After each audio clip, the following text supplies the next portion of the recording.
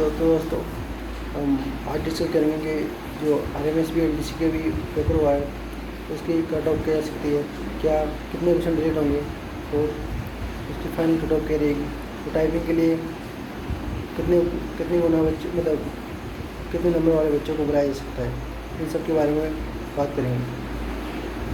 पहले हम बात करते हैं कि क्या कितने क्वेश्चन डिलीट हो सकते हैं। तो देखो, पहले तो जो हमारे कर्मचारी चयन बोर्ड के अध्यक्ष साहब हैं उन्होंने बताया कि 12 तारीख को आंसर की आएगी।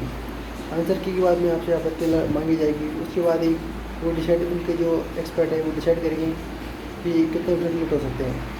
तो मुझे लगता नहीं दोस्तों कि ज़्यादा क्वेश्चन डिलीट होंगे। 5-6 क्वेश्चन के अराउंड लमसम डिलीट होने की संभावना है। मैथ में भी 1-2 क्वेश्चन डिलीट होंगे। उसके बाद में GK में भी 2-3 क्वेश्चन मानो वो डिलीट हो सकते हैं। उसके बाद में मुझे संभावना बहुत कम लगती है कि इतने भी ज़्यादा क्वेश्चन डिलीट होंगे।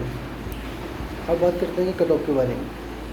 तो कट ऑफ का तो अभी जहाँ तक आंसर की के बाद में, और क्योंकि बहुत से बच्चे बता रहे होंगे उनके 140 आ रहे हैं, 150 भी आ रहे हैं, पर आपको मैं बता दूँ दोस्तों, ऐसे बहुत कम बच्चे मिलेंगे जिनके 140 नंबर 150 नंबर आ रहे होंगे। उनको 12,000 के आसपास समथिंग टाइपिंग के लिए बच्चे पास होंगे। तो मैंने भी खुद NTC का एग्ज़ाम दिया हुआ है, मेरे 134 नंबर है। उसके बाद में जो मेरे साथी दोस्त थे उनसे भी मैंने बात की है।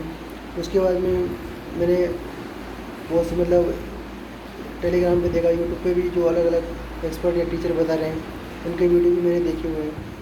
तो मुझे लगता है ऐसे कि अगर 3 गुना टाइपिंग के लिए जनरल को 130 के आसपास जिनके नंबर बन रहे हैं वो सब टाइपिंग स्टार्ट कर दी, और OBC की बात करें तो 125 के अराउंड में इसके नंबर बन रहे हैं वो अपने टाइपिंग स्टार्ट कर दी।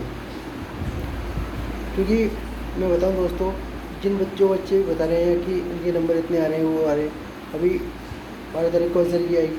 आंसर की आने के बाद जिनके नंबर आ रहे हैं और भी नंबर कम होंगे, वो डिलीट होने के क्वेश्चन डिलीट भी होंगे इसमें। तो आप जिनकी मैंने बताया आपको नंबर उसके अराउंड आ रहे हैं, सभी अपनी टाइपिंग स्टार्ट कर दें।